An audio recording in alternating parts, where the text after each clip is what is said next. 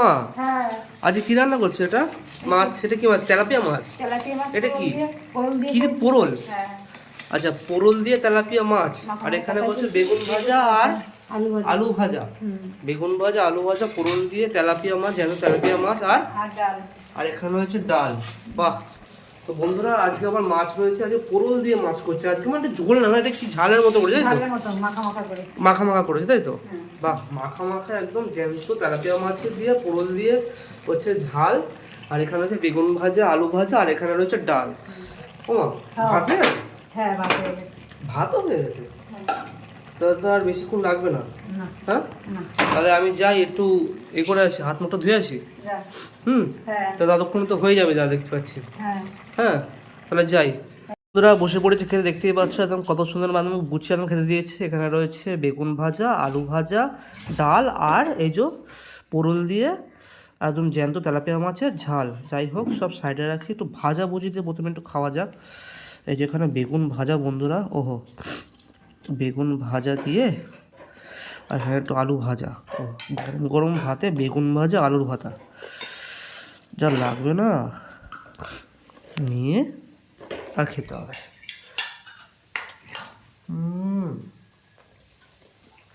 অনবদ্য। একটু ডাল নেওয়া যায়, ডাল ওর মাখিয়ে আলু ভাজা চটকে নিতে হবে এর মধ্যে ভালো করে। আর একটু বেগুন নেবো, নিয়ে ভালো করে মাখিয়ে নিতে হবে, নিয়ে আর খেতে হবে। আমরা এবার খাবো এই যে একদম পোরল দিয়ে যে মাছের ঝালটা করেছে, তেলাপিয়া মাছ, একদম পোরলটা ভালো করে ভাতের সাথে চটকে নিয়ে এখান থেকে একটুখানি, এই যে একদম ফ্রেশ তেলাপিয়া মাছ বন্ধু দেখতে পাচ্ছ, নিয়ে এরকম মাখিয়ে আর খেতে হবে।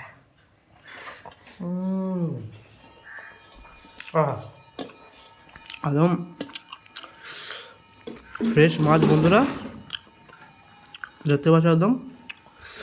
ওহো, কাটা আছে বন্ধুরা, কাটাগুলো না ছাড়িয়ে খেলে একদম গলায় আটকে গেলে এই যে একদম বেশ ভালোই লাগছে বন্ধুরা খেতে একদম।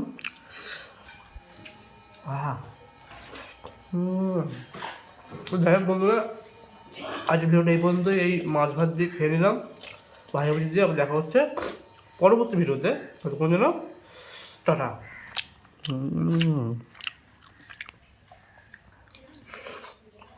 আহা।